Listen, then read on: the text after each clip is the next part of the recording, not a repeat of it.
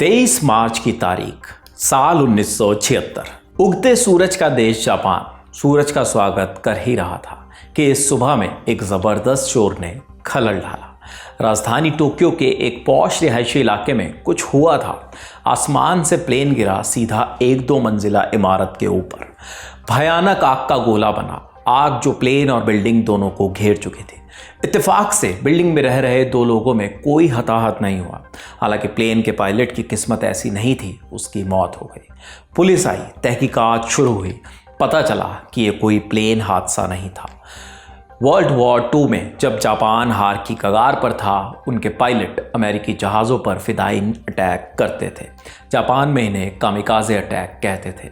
1976 की उस सुबह टोक्यो में जो प्लेन गिरा था वो भी ऐसा ही एक कामिकाज़े अटैक था, जिसका निशाना था जापान का सबसे बड़ा माफिया बॉस, और इसे अंजाम देने वाला जापान का एक फेमस पॉर्न स्टार था। ऐसा उसने इसलिए किया ताकि वो समुराई परंपरा का पालन कर सके। कौन था ये पॉर्न स्टार? उसने कामिकाज़े अटैक को अंजाम क्यों दिया? क्या थी जापान के इस हैरत अंगेज स्कैंडल की कहानी? जानेंगे आज के एपिसोड में। नमस्कार, मेरा नाम है विपिन, आप देख रहे हैं तारीख।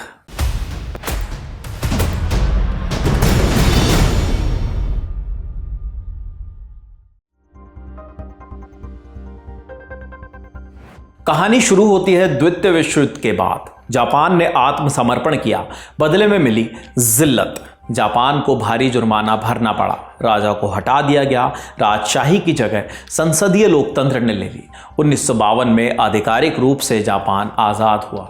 अमेरिका पीछे हटा, लेकिन एक शर्त के साथ। जापान में अमेरिका ने अपने 2.5 लाख सैनिक तैनात रखे। ऐसा ही जर्मनी में भी किया गया था, लेकिन जापान के लिए ये और भी शर्म की बात थी, क्योंकि जापान एक राजशाही हुआ करता था, एशिया का सबसे ताकतवर साम्राज्य। इसलिए हार का कड़वा घूंट गले के नीचे नहीं उतर पा रहा था।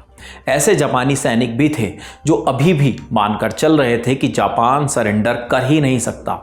एक सैनिक तो ऐसा था जो युद्ध के खत्म होने के बाद भी 29 साल तक लड़ता रहा। इस सैनिक की कहानी हम तारीख में पहले आपको सुना चुके हैं। देखना चाहें तो लिंक डिस्क्रिप्शन में मिल जाएगा। बहरहाल देखिए कि 1950 के दशक में जापान में क्या हुआ। जापान की जनता नए सिस्टम से खफा थी, लिहाजा 1950 के दशक में कई प्रदर्शन हुए। राजशाही वापस लाओ नारे लगाए गए। धीरे धीरे राष्ट्रवादियों का एक गुट तैयार हुआ, जिसने अमेरिकी इन्फ्लुएंस के खिलाफ आंदोलन छेड़ दिया। ये लोग चाहते थे जापान में एक बार फिर राजा की सत्ता वापस लौटे और मिलिट्री का राज कायम हो। ऐसा ही एक गुट था तेतनोकाई, अंग्रेजी में बोले तो शील्ड सोसाइटी। ग्रुप के लीडर का नाम युकोई मिशिमा। युकोई एक एक्टर और लेखक था। 20 नवंबर 1970 की तारीख जापान सैन्य मुख्यालय में अचानक 5 लोग घुसे और वहां के कमांडर को होस्टेज बना लिया। ये युकोई मिशिमा और उसके 4 फॉलोअर्स थे।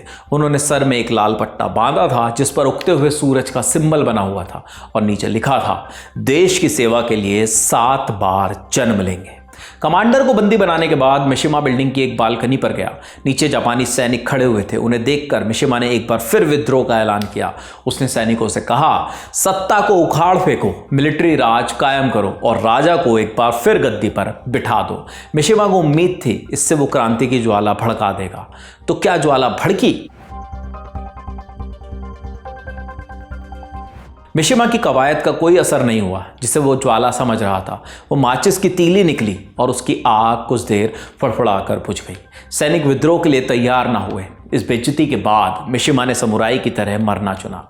उसने अपने शरीर में चाकू घोंपा और उसी समय उसी के एक साथी ने उसकी गर्दन उड़ा दी। हार जाने पर मौत को गले लगाने का यह तरीका समुराई परंपरा में चलता था। मिशिमा की मौत हो गई, लेकिन उसकी मौत ने उसके जैसे हजारों लोगों को विद्रोह के लिए प्रेरित कर दिया। यहाँ इस कहानी में एंट्री होती है मित्सुयासु माइनो की। उसकी शुरुआती जिंदगी के बारे में कम ही बातें पता हैं। 1946 से 47 में उसका जन्म टोक्यो में हुआ। बचपन से एक्टिंग का शौक था, थिएटर ज्वाइन कर लिया। 1959 में पहली फिल्म मिली। इसके बाद वो एक्टिंग सीखने अमेरिका चला गया। वापस जापान आया, लेकिन पता चला कि उसकी एक्टिंग की कोई पूछ नहीं है। मजबूरी में उसे ऐसी फिल्मों में काम करना पड़ा जिन्हें पिंक फिल्म कहा जाता था। 1970 के दशक में जापान में बनने वाली फिल्मों में 2/3 पिंक फिल्में हुआ करती थी। ये असल में पॉर्न फिल्में थी, जिनका जापान में खूब बोलबाला था। इन फिल्मों से मित्सुयासु को पैसा तो मिला, लेकिन उस पर पॉर्न स्टार का टैग भी जुड़ गया। निजी जिंदगी में अलग मुसीबतें थी। उसने 2 बार शादी की, एक बार एक एक्ट्रेस के साथ, दूसरी बार एक अमेरिकी महिला के साथ। दोनों शादियों का अंतराल भी कम था और दोनों की ही उम्र भी। दोनों बार तलाक हो गया। जिंदगी की मुसीबतों से परेशान मित्सुयासु ने एक बार अपनी जान लेने की कोशिश भी की, लेकिन उसे बचा लिया गया। हॉस्पिटल से बाहर आने के बाद वो एक मकसद की तलाश में था। तभी एक रोज अखबार में उसने युकोई मिशिमा के बारे में पढ़ा। वहां युकोई मिशिमा, जिसने सैन्य मुख्यालय में कमांडर को बंदी बना लिया था। इस कहानी को सुनकर मित्सुयासु को लगा कि उसे भी अपने देश के लिए कुछ करना चाहिए। मित्सुयासु मौके की तलाश में था और यह मौका उसे मिला चंद सालों बाद, साल 1976 में, जब जापान अपने इतिहास के सबसे बड़े पॉलिटिकल स्कैंडल से गुजर रहा था। अंतरराष्ट्रीय स्कैंडल हो और अमेरिका का जिक्र ना आए, ऐसा कम ही देखने को मिलता है। जापान में भी ऐसा ही हुआ। फरवरी 1976 की बात है। अमेरिकी सीनेट की एक जांच कमेटी ने एक बड़ा खुलासा किया। पता चला कि अमेरिका की एक कंपनी ने विदेशी सरकारों को $22 मिलियन की घूस दी थी ताकि वो उनके हथियार खरीदें। कंपनी का नाम लॉकहीड। सीनेट की रिपोर्ट के अनुसार लॉकहीड ने सऊदी अरब, इटली और वेस्ट जर्मनी की सरकारों को करोड़ों खिलाए। ऐसा उन्होंने क्यों किया, इसके पीछे एक छोटी सी कहानी है।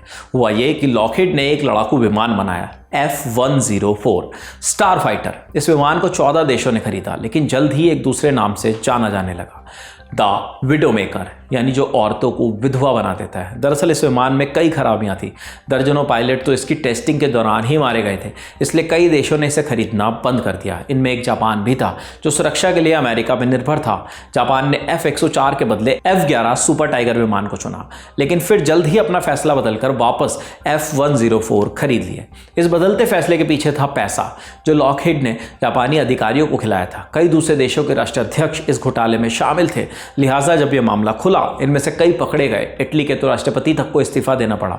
वहीं नीदरलैंड के शहजादे को उनके पद से हटा दिया गया। इस घोटाले का असर हालांकि सबसे ज्यादा जापान में दिखाई दिया। जापान में जो लोग अब तक सरकार को पश्चिम परस्त मानकर विरोध कर रहे थे, उन्हें नया हथियार मिल गया। जापानी सरकार के भ्रष्टाचार पर तब न्यूयॉर्क टाइम्स का एक आर्टिकल लिखता है, चुनाव पैसे के बल पर जीता जाता है। नेताओं का चयन उनकी पॉलिटिकल क्षमता के हिसाब से नहीं, बल्कि इस बात पर होता है कि कौन कितना पैसा लगा सकता है। लिबरल डेमोक्रेटिक पार्टी नाम का एक गुट हमेशा सुनिश्चित करता है कि संसद में हमेशा उनका बहुमत रहे और उनका अपना आदमी ही प्रधानमंत्री पद के लिए चुना जाए। ये लोग महंगे रेस्तरां में मिलते हैं और गुप्त मीटिंग्स में कैबिनेट के फैसले लिए जाते हैं। भ्रष्टाचार की ऐसी खबरें जब बाहर आई, पूरे जापान में हंगामा मच गया। लॉकहीड स्कैंडल ने सत्ता की पोल पट्टी खोल कर रख दी। पता चला कि कैसे घूस का खुला खेल चलता है। साथ ही एक और खुलासा भी उस दौरान हुआ। लॉकहीड स्कैंडल के बीच एक खास नाम सामने आया, योशियो कोडामा। यह नाम था याकुजा के एक हाई प्रोफाइल मेंबर का। याकुजा जापान का एक कुख्यात माफिया गैंग है, जिसके मेंबर सख्त नियमों का पालन करने के लिए जाने जाते हैं। गलती होने पर याकुजा के सदस्य को अपनी उंगली काटकर बॉस को देनी होती है और ये गैंग 21वीं सदी में भी जापान के अधिकतर गैर कानूनी धंधे चलाता है।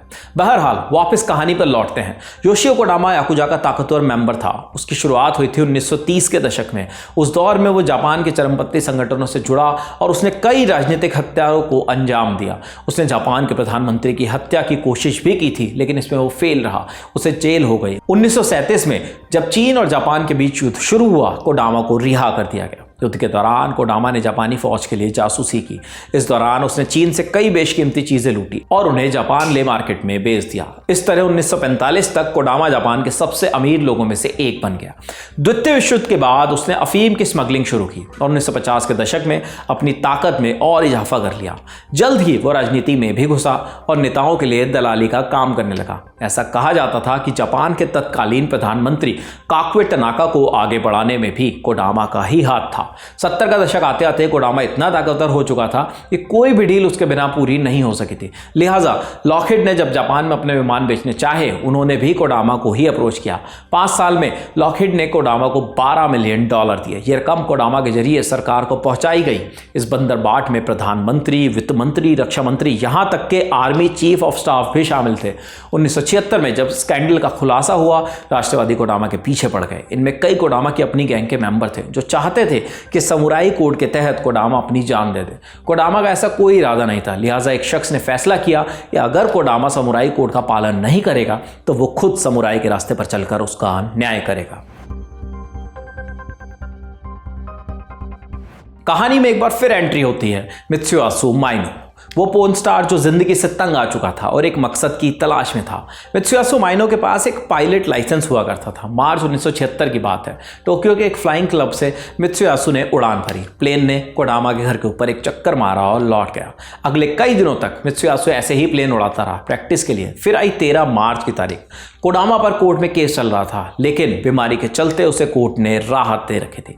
मित्सुयासु को पता था कोडामा उस घर में ही होगा। उसने अपने कुछ साथियों को तैयार किया और 13 मार्च की सुबह एक बार फिर प्लेन में सवार हो गया। मित्सुयासु ने उस रोज कामिकाजे पायलट वाली पोशाक पहन रखी थी। उसके सर पर उगते सूरज के निशान वाला पट्टा भी बंधा हुआ था। प्लेन टेक ऑफ कर आसमान में पहुंचा।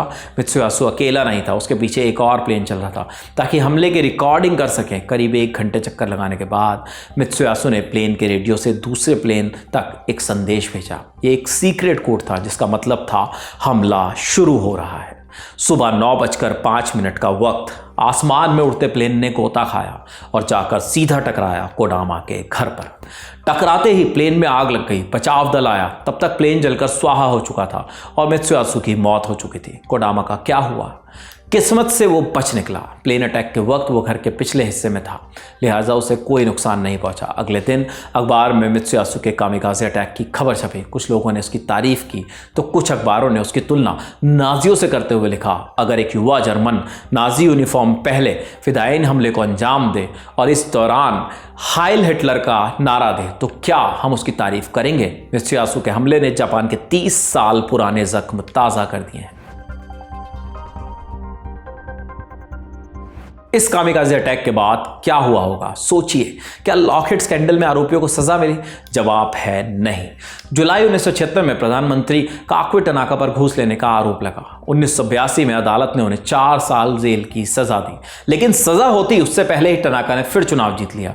अपनी सजा में से एक भी दिन उन्हें जेल में नहीं काटा। वहीं दूसरी तरफ अमेरिका में लॉकहीड के चेयरमैन और उच्च अधिकारियों को अपने पद से इस्तीफा देना पड़ा। लॉकहीड ने जापान से किए सभी कॉन्ट्रैक्ट रद्द कर दिए। कंपनी की हालत और खस्ता होती गई। 1994 में कंपनी दिवालिया होने के कगार पर थी, इसलिए उसने मार्टिन मैरिएटा नाम की एक दूसरी कंपनी में विलय कर लिया। इसके बाद लॉकहीड बन गई लॉकहीड मार्टिन। सब गंदा है पर धंधा है की तर्ज पर कंपनी आज भी हथियार बनाती है और दुनिया भर में बेचकर खूब मुनाफा कमाती है। इस बीच एक नाम तो हम भूल गए, योशियो कोडामा, याकुजा का बॉस। उसका क्या हुआ? कोडामा पर केस शुरू हुआ, लेकिन ये चल नहीं पाया। उसकी तबीयत खराब होती गई। 1984 में उसे स्ट्रोक पड़ा और उसकी मौत हो गई।